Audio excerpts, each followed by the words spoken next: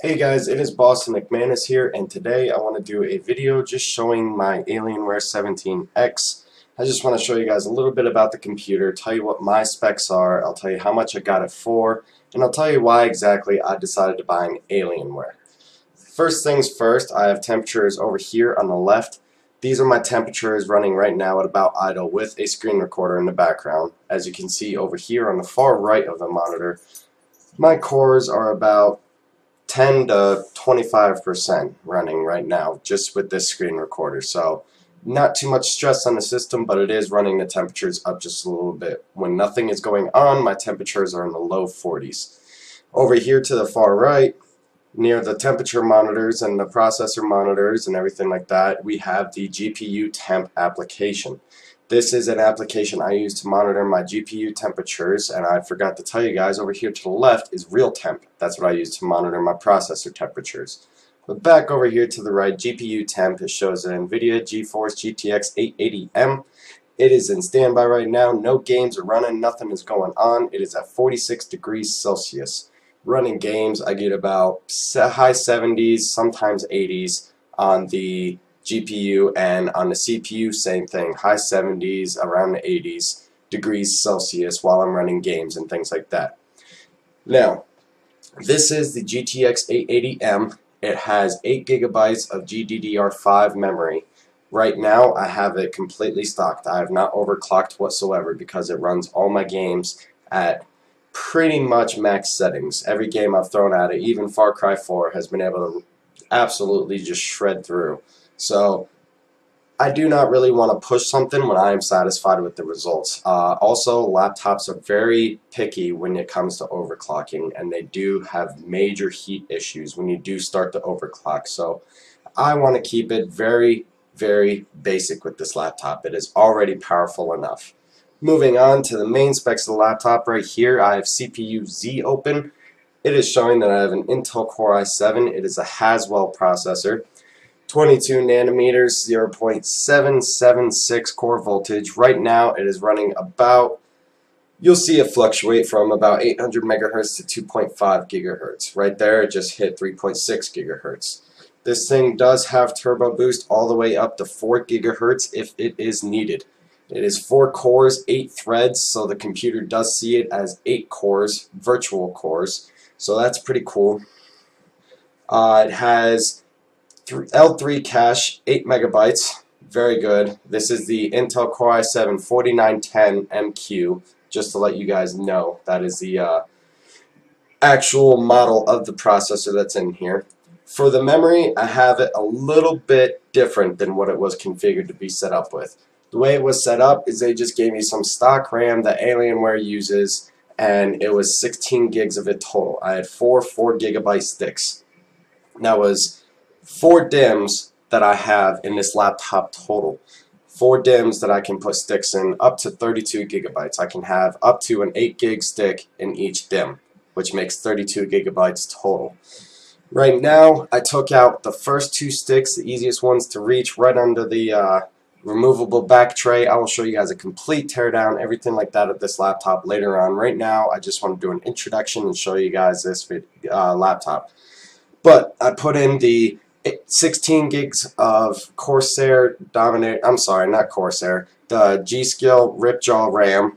It is very good RAM. It lasted me the entire life of the Lenovo Y510P, and they are still running absolutely like champs. So I decided to take it out of that, put in a stock RAM for the Y510P, and keep on trucking with this G-Skill Ripjaw RAM. So far it is great. So I have 24 gigabytes total of DDR3 RAM at 1600 megahertz. 16 gigs of it is a G-Skill Ripjaw, and 8 gigs is the stock Alienware RAM that they use. I'm not 100% positive on what brand it is. I do not remember. I am sorry. When I am doing a teardown, however, I will show you guys that RAM. Over here, again, it's just a redefining factor, showing you what graphics card I have. It is a GeForce GTX 880M. Now, here's the thing. It does say right here 4 gigabytes of RAM. However, it is not 4 gigabytes. It basically splits the card in two. So I'm not 100% sure why it does that. I'll have to learn and teach you guys myself.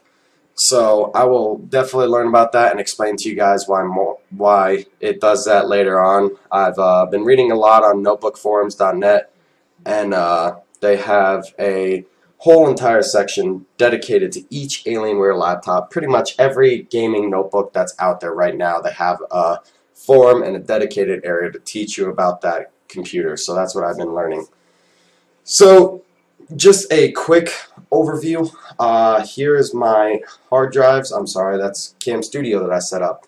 Here is my hard drives right now. Local disk C. It is, the way they sent me this thing was they had a 1 terabyte hard drive in it, and they had an 80 gigabyte M.2 SATA hard drive as the cache. And I immediately did not like that whatsoever. So what I decided to do is I took out that 1 terabyte hard drive. I chose the 80 gigabyte M.2 SATA as my Windows hard drive. All I have on there is programs and my Windows. I do not have games or anything else like that on there. So I decided to use Windows with that. This thing is absolutely ridiculously fast. From a dead startup, completely powered off, nothing running whatsoever, no power going to the laptop, to me pushing the button and turning it on, I clocked it at 7.9 seconds. So about 8 seconds flat, this thing goes from dead to on. It is absolutely ridiculously fast. Over here, I have the Corsair Force GS 360 gigabyte solid state drive. This is the one, if you guys remember, from my Lenovo Wi-Fi 10P laptop. I also gutted that, and I put in a stock 1 terabyte with 8 gigabytes of SSD cache. I put that back in Wi-Fi 10P, and I use this SSD here. No sense in buying another one when I have the other one. And the guy I sold the Wi-Fi 10P, I actually worked with him. He was perfectly fine with the stock configuration. He did not need that extra RAM and the speed of that extra RAM. He did not need the SSD. He was perfectly fine with the 1 terabyte and the 8 gigabytes of cache. And the 8 gigabytes of cache actually does make a difference in the overall performance of the 1 terabyte. So that's what that SSD is right there. Storage, I just have a 1 terabyte regular 7200 RPM hard drive in there. That's just storage for all kinds of random things. My raw footage, my Windows backup, I mean pretty much everything. Downloads from the internet that I use, pictures from my phone, raw footage, edited footage, screenshots, everything like that. It's weird because I have a USB 3.0 hub, and right now connected to that hub is my webcam. Since I am using an external monitor, I have a webcam on top, so that way I do not have to have the lid of the laptop open if I don't want to, even though I do use it as a second screen because I play games on my main screen and then I watch YouTube on my secondary screen. But for some reason I have a flash drive plugged in as well. The flash drive is an 8 gigabyte flash drive. That's just what I use to, whenever me and my wife want to watch a movie that we don't feel like buying or going to Redbox and renting, I just download it real quick, throw it on that flash drive, then connect it to my TV and it works. So it's just a quick little 8 gigabyte flash drive. However, I do not understand why it has the little webcam logo. That is my exact webcam right here on the Flashy, which is my flash drive. That's what I so cleverly named it. I do not understand why it does that, but okay, I will leave it alone. I have a router in the living room where the TV is at because I do have a smart box for each of my TVs. Well, the TV in my bedroom is a 34-inch flat screen. It's a LED TV by LG, and I have a little box, a little smart box. It cost me 48 bucks. I can't remember the brand name. I'm sorry. If you guys really care about it that much, I'll let you know. But it does Netflix, Hulu, YouTube, Facebook, all that video streaming stuff, and it was 48 bucks. So that's connected to my Wi-Fi in the bedroom.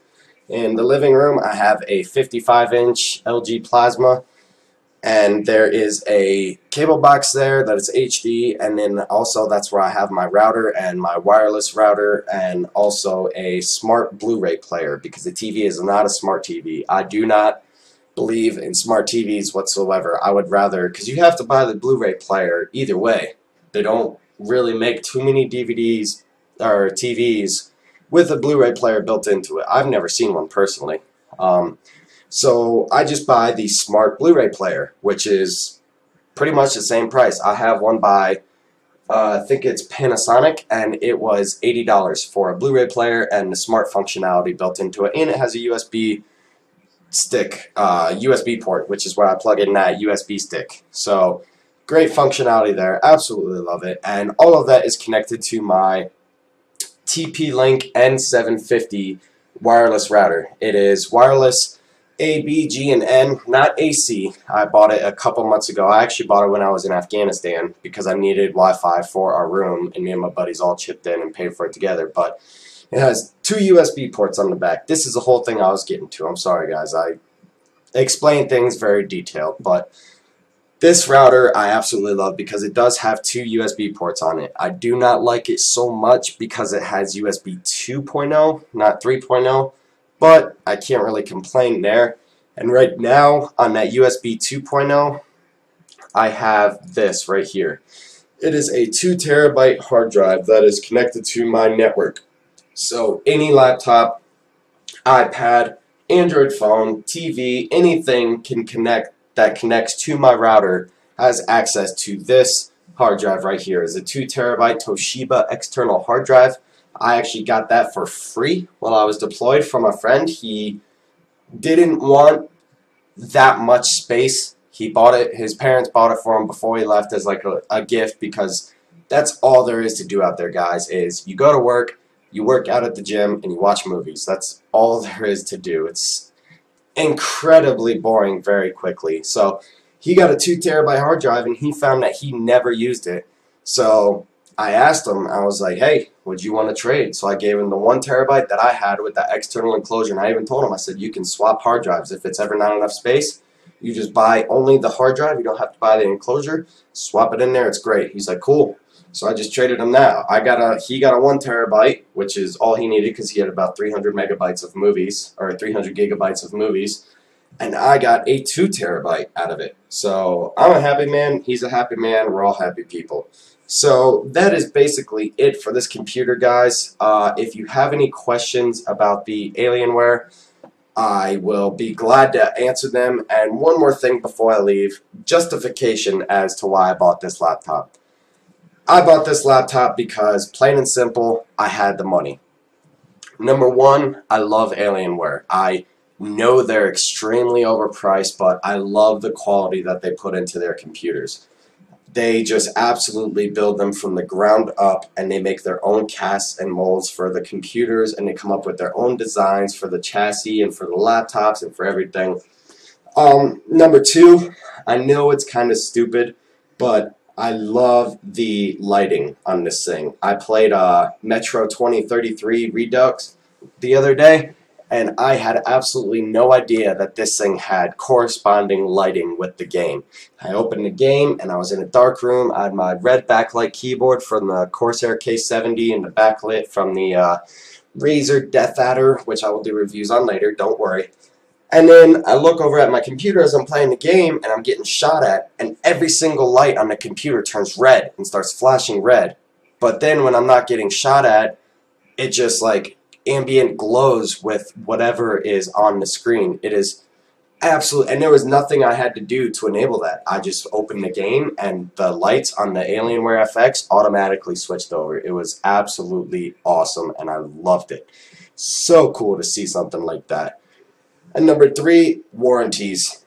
Alienware, with this laptop, I have a year of accidental damage warranty, and I have a year of manufacturer's warranties, to where if something happens to this laptop and something breaks, even with all the mods I've already done to it, with the RAM I installed myself, with the hard drives I installed myself, Alienware understands that users want to do their own upgrades and customizations. So even with those options that I've done myself, Alienware will still provide either send-in service to where I can send in my Alienware and get it worked on, or in-home service for a year, and that costs absolutely nothing to me. So for a year, I am protected with this thing. I can call in, and if there is somebody that is around my location, they can dispatch them to my house and they'll fix it in-house. So that is just absolutely something that I was looking for. I want something to rely on, because I can do probably any damages to this thing that needs to be done. Because to tell you guys the truth, my Wi-Fi 10P actually broke on the way to Afghanistan. Somebody got careless and we were getting off the plane. It was actually the first day we landed there. We were getting off the plane. Somebody was throwing bags, getting them off the plane, and they threw my bag and it absolutely destroyed the screen. Shattered the screen. And what sucked is for the first 3 months I was deployed, I was in a location to where we could not receive mail because we were closing down that location. So for 3 months I had a broken screen, but then I got to a more populated area that was not closing down, and I was able to order a screen. Screen came in, I did the repairs on the screen, and it was absolutely 100% perfect again.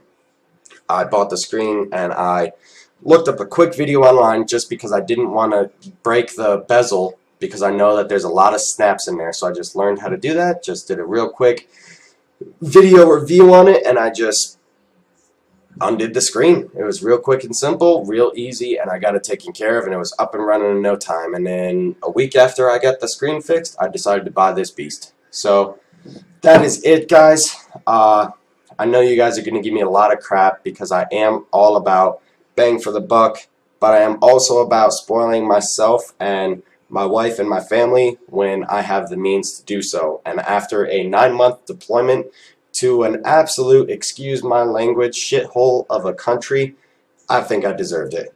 So thank you for tuning in, guys. I will do more videos later. I will do a review on the Corsair K70 mechanical keyboard, the Razer Death Adder Chroma mouse. I will do a review on the BenQ 27-inch 2 milliseconds response time LED HDMI monitor.